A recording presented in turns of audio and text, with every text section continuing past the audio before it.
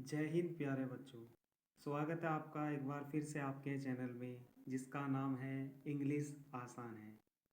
तो आज की क्लास शुरू करने से पहले मैं आपसे कुछ पूछता हूँ। क्या आप मुझे बताइए कि बिना एबीसीडी पढ़े हुए, बिना एबीसीडी का ज्ञान हुए, क्या हम इंग्लिश को पढ़ सकते हैं, समझ सकते हैं, लिख सकते हैं? नहीं ना। जैसे ही बिना एबीसीडी के इंग्लिश की, बिना एबीसीडी के इंग्लिश को पढ़ा लिखा सही से बोला नहीं जा सकता, ऐसे ही कुछ टॉपिक्स को ऐड करके मैंने कुछ पॉइंट बनाए हैं जिनको मैंने अपने पास से एक नाम दिया है ग्रामर की एबीसीडी। यदि आपने ये ग्रामर की एबीसीडी ध्यान से पढ़ ली, ध्यान से समझ ली, तो आपको सेंटेंस बनाने में कभी भी दिक्कत नहीं होगी। आपका जो सेंटेंस का स्ट्रक्चर होगा वो हमेशा सही होगा। दिक्कत केवल कहाँ पे आएगी?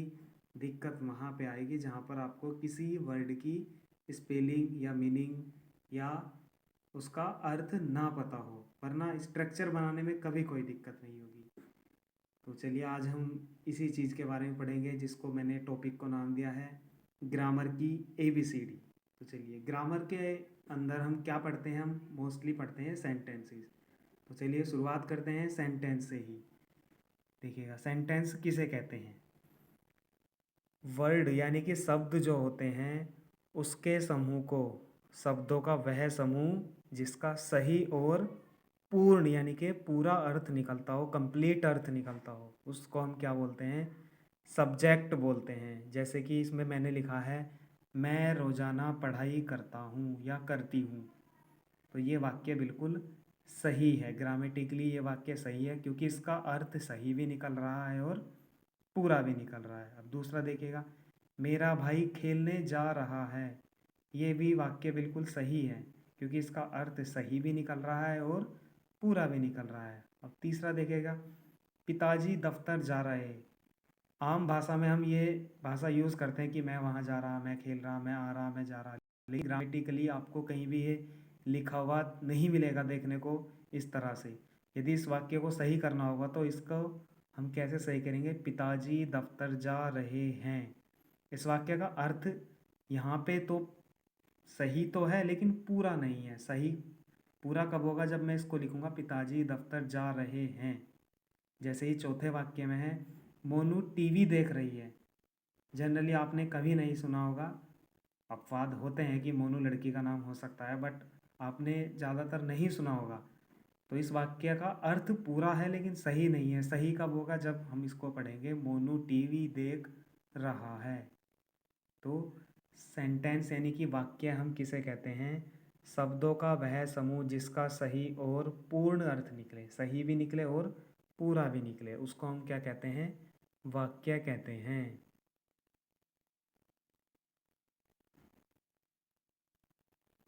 चलिए अब बात करते हैं ग्रामर की। ग्रामर क्या होता है, इसकी डेफिनेशन क्या होती है? ग्रामर के अंतर्गत हम सेंटेंस पढ़ते हैं, तो ग्रामर की परिभाषा भी सेंटेंस से ही बनती है कि किसी भी वाक्य को सही लिखना, सही बोलना, सही पढ़ना ही क्या कहलाता है? ग्रामर यानी कि व्याकरण कहलाता है। नेक्स्ट है ग्रामर की एबीसीडी। अभी मैंने जैसे शुरू में ही स्टार्टिंग में आपको बताया था कि ग्रामर की एबीसीडी, जैसे ही एबीसीडी का ज्ञान करने के लिए इंग्लिश की एबीसीडी ज़रूरी है, ऐसे ही ग्रामर को समझने के लिए ग्रामर की एबीसीडी जिस अगर सीख लिया आपने, समझ लिया अच्छे से आज, तो आप कभी भी ग्रामर के सेंटेंस को बनाने में, किसी भी सेंटेंस को बनाने में कभी कोई गलती नहीं करेंगे।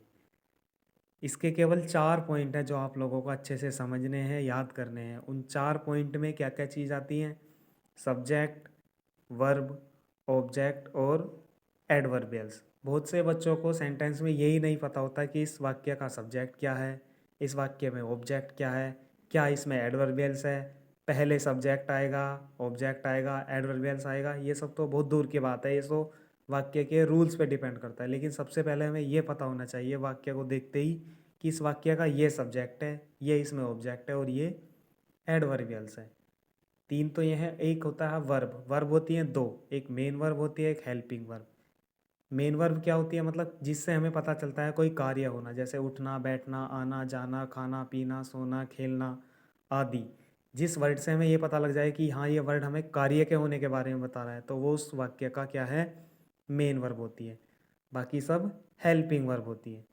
ठीक है, जैसे मैंने कुछ एग्जाम्पल लिखे हैं, मोहन क्रिकेट खेल रहा है। यदि मैं इस वाक्य में सब्जेक्ट की बात करूँ, सब्जेक्ट ढूंढूं, तो क्या होगा, मोहन। गुप्ता जी ने कार खरीदी, इस वाक्य में मैं सब्जेक्ट ढूंढूं तो गुप्ता जी। आप लोग भी बता दोगे इजीली। मैंने अगला वाक्य लिखा, मेरी कमीज का रंग हरा है। यदि मैं बोलूँ इस वाक्य में सब्जेक्ट का बताइए, सब्जेक्ट क्या है, तो कुछ बच्चे बताएंगे, कुछ कंफ्यूज हो जाएंगे, कोई बोलेंगे मेरी, कोई बोलेगा कमीज, कोई बोलेगा रंग, कुछ भी बोल सकते हैं। लेकिन एग्जैक्ट इस वाक्य का यदि सब्जेक्ट है तो वो है मेरी कमीज का रंग। क्या है, क्यों है, कैसे है, वो आपको थोड़ी देर में पता लगेगा कि इसका कैसे पता लगाना है कि एग्जैक्ट हमें पता लग जाए क्या सब्जेक्ट है। ठीक है, जैसे ही मैंने लिखा उसने मुझे एक किताब दी, अब इस वाक्य में ऑब्जेक्ट पता लगाना है। तो ऑब्जेक्ट है इस वाक्य में मुझे और किताब, दोनों ऑब्जेक्ट हैं। अब कैसे पता चलेगा कि ये ऑब्जेक्ट है, वो मैं आपको थोड़ी देर में बताऊंगा, बिल्कुल क्लियर और इतनी आसानी से बताऊंगा आप कभी नहीं भूल सकते। जैसे मैंने लिखा मेरे पास 2 बाइक हैं, इस वाक्य में ऑब्जेक्ट क्या है, इस वाक्य में ऑब्जेक्ट है 2 बाइक। ऐसे ही पिताजी हमें हिंदी पढ़ाते हैं, यदि इस वाक्य में ऑब्जेक्ट ढूंढना हो तो एक तो हमें और दूसरा हिंदी, ये दोनों ही इस वाक्य में ऑब्जेक्ट हैं। ऐसे ही खिलाड़ी मैदान में कल से भाग रहे हैं, यदि इस वाक्य में मैं पूछूं एडवर्बियल्स क्या है, तो एडवर्बियल्स है इसमें कल और मैदान। कैसे है, क्यों है, वो अभी आपको नेक्स्ट थोड़ी देर में पता चल जाएगा, एकदम क्लियरली, बहुत ही ईजीली, बहुत ही आसानी से पता चलेगा। बस ध्यान से देखिएगा, लास्ट में देखिएगा। अब जो मैं बता रहा था, आपसे बात कर रहा था ग्रामर की ABCD, उस ग्रामर की ABCD के जो तो 3-4 पॉइंट हैं वो यहाँ पे मैं आपके साथ डिस्कस करने वाला हूँ। इम्पोर्टेंट नोट है, इसको कभी ध्यान से समझना, कभी नहीं भूल पाएंगे आप लोग अगर अच्छे से समझ लोगे तो, और कभी गलती भी नहीं कर पाएंगे सेंटेंस बनाने में। चलिए, जैसे ही मैंने उस वाक्य में लिखा था ना, ये देखिएगा, मैंने इस वाक्य में लिखा था मोहन क्रिकेट खेल रहा है, इस वाक्य में सब्जेक्ट का पता लगाना था। तो सब्जेक्ट का पता लगाते हैं हम कौन या किसने से, ये ध्यान रखना, मैं रिपीट कर रहा हूँ एक ही बार में। सब्जेक्ट का पता लगाते हैं कौन या किसने से, ऑब्जेक्ट का पता लगाते हैं क्या या किसको से, एडवर्बियल्स का पता लगता है कब या कहाँ से। अब देखो, चाहे तो सब्जेक्ट का लगा लीजिए, ऑब्जेक्ट का लगा लीजिए, या एडवर्बियल्स का लगा लीजिए, यानी कि कौन किसने से लगा लीजिए, क्या किसको से, या कब कहाँ से। इन सभी को आपको वर्ब से जोड़ देना है। वर्ब से जोड़ दोगे तो यानी कि मतलब अगर आप कौन या किसने को वर्ब से जोड़ दोगे तो सब्जेक्ट का पता लग जाएगा, क्या या किसको को वर्ब से जोड़ दोगे तो ऑब्जेक्ट का पता लगेगा, और कब या कहाँ को वर्ब से जोड़ दोगे तो एडवर्बियल्स का आप लोगों को एग्जैक्ट पता लग जाएगा कि इस वाक्य में क्या सब्जेक्ट है, क्या ऑब्जेक्ट है और क्या एडवर्बियल्स है। केवल आपको ये जो मैंने हिंदी वाले बताए हैं ना कि सब्जेक्ट का कौन किसने, ऑब्जेक्ट क्या किसको, एडवर्बियल्स कब कहाँ, इनको आपको केवल वर्ब से जोड़ के देखना है। ठीक है, जैसे मैंने लिखा मोहन खेल रहा है, तो अब आप देखिएगा कौन, मैंने सब्जेक्ट का पता लगाना है इस वाक्य में, तो सब्जेक्ट का मैंने बताया किस चीज़ से लगाते हैं पता, कौन या किसने से। और मोहन खेल रहा है, इस वाक्य में वर्ब क्या है, खेलना। मैंने बताया था जिस वर्ड से कार्य होने का पता चले, किस चीज़ का कार्य हो रहा, खेलने का, तो खेलना इसमें वर्ब हुई। तो कौन या किसने को वर्ब से जोड़ दीजिए, कौन खेल रहा है, तो क्या निकल के आ गया, कौन खेल रहा है, मोहन। तो मोहन इस वाक्य का क्या है, सब्जेक्ट। ऐसे ही मैंने लिखा था गुप्ता जी ने कार खरीदी, अब इस वाक्य में सब्जेक्ट का पता लगाना है। अब आप कौन या किसने जोड़ के देख लीजिए, किसने कार खरीदी यानी कि किसने खरीदी, खरीदना वर्ब है, और किसने को वर्ब से जोड़ दीजिए, तो क्या निकल के आया, गुप्ता जी ने। तो गुप्ता जी इस वाक्य का क्या हुआ, सब्जेक्ट हुआ। ठीक है, फिर मैंने लिखा था, ये नेक्स्ट मैंने लिखा था मेरी कमीज का रंग हरा है, इस वाक्य में सब्जेक्ट का पता लगाएं। इस वाक्य में वर्ब क्या है, कार्य तो कोई हो ही नहीं रहा, लेकिन इस वाक्य में हेल्पिंग वर्ब है। तो आप कौन है यानी कि क्या है, कौन हरा है, मेरी कमीज का रंग, तो कौन से निकल के आया, मेरी कमीज का रंग। इस वाक्य का सब्जेक्ट क्या है, मेरी कमीज का रंग। ऐसे ही मैंने अगला लिखा था उसने मुझे एक किताब दी, उसने मुझे एक किताब दी। यदि मैं इस वाक्य का सब्जेक्ट पता लगाऊं, किसने दी, उसने, तो उसने सब्जेक्ट हो गया। अब मुझे इस वाक्य में पता लगाना है ऑब्जेक्ट का। तो इस वाक्य में ऑब्जेक्ट थे मुझे और किताब। अब कैसे पता लगाएंगे? ऑब्जेक्ट का पता लगाते हैं क्या या किसको से। तो क्या या किसको को भी किस चीज़ से हम जोड़ेंगे? वर्ब से। उसने मुझे क्या दी? एक किताब। तो क्या से क्या निकल के आया? किताब। उसने एक किताब किसको दी? किसको दी? मुझे। किसको से भी क्या निकल कर आया? मुझे। यानी कि इस वाक्य में क्या से पता लग रहा है? किताब का। किसको से पता लग रहा है? मुझे का। तो दोनों ही इस वाक्य में क्या हैं? ऑब्जेक्ट हैं। और एक वेरी इंपॉर्टेंट बात इसमें कि जिस ऑब्जेक्ट का क्या से पता चलेगा वो हमेशा बेजान होगा। जैसे उसने मुझे क्या दी? किताब। क्या से पता लगा किताब का? किताब बेजान है। उसने किसको किताब दी? मुझे। किसको से मुझे का पता चला? तो मैं क्या हूँ? जानदार। तो यानी जिस ऑब्जेक्ट का क्या से पता लगेगा वो बेजान, जिस ऑब्जेक्ट का किसको से पता चलेगा वो जानदार। ये मैं क्यों बता रहा हूँ जानदार और बेजान?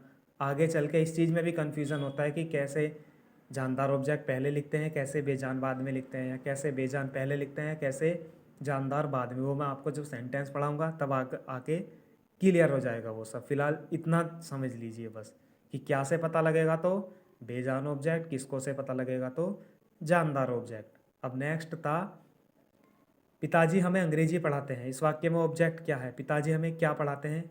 अंग्रेजी। क्या से अंग्रेजी का पता चला? अंग्रेजी बेजान है। पिताजी अंग्रेजी किसको पढ़ाते हैं? हमें। किसको से पता चला तो हम जानदार हैं। दोनों ऑब्जेक्ट हैं। क्या से? अंग्रेजी का।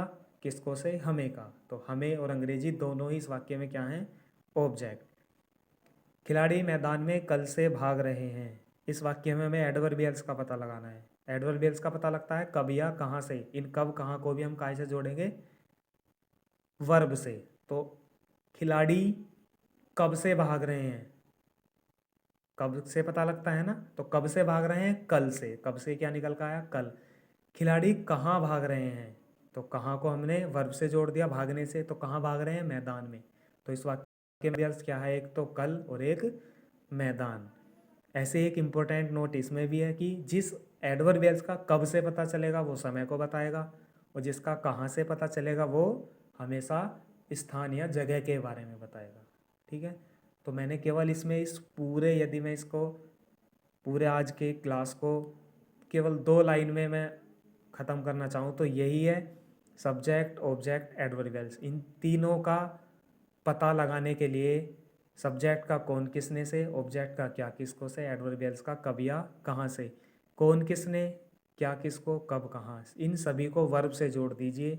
यदि आप कौन किसने को वर्ब से जोड़ेंगे तो सब्जेक्ट का पता लगेगा, क्या किसको को वर्ब से जोड़ेंगे तो ऑब्जेक्ट का पता लगेगा, और कब कहाँ को वर्ब से जोड़ दोगे तो आपको एडवर्बियल्स का पता लग जाएगा। तो ऐसे आपको सेंटेंस बनाने में कभी दिक्कत नहीं होगी कि कौन है एडवर्बियल्स है, क्या ऑब्जेक्ट है, क्या सब्जेक्ट है। ये पहचान करने में आपको कभी कोई दिक्कत नहीं, कि बच्चों को बहुत दिक्कत होती है इसमें। तो होप आपको समझ में आया होगा। थोड़ी सी क्लास लंबी थी क्योंकि टॉपिक इम्पोर्टेंट था। थोड़ा अच्छे से समझने की कोशिश कीजिएगा। जो मैंने बोला है, जो मैंने समझाया है, पहले जो मैंने बोला उसको ध्यान से समझना, ध्यान से सुनना। फिर जो मैंने अपने हाथों से ये लिखा है, मैंने हाथों से अपने ये नोट्स बनाए हैं, फिर उसको पढ़ना। फिर आप आपके पास जो भी बुक है उसमें से आप सेंटेंस देखना, उसमें से आप पता लगाना सब्जेक्ट क्या है, ऑब्जेक्ट क्या है, एडवर्बियल्स क्या है।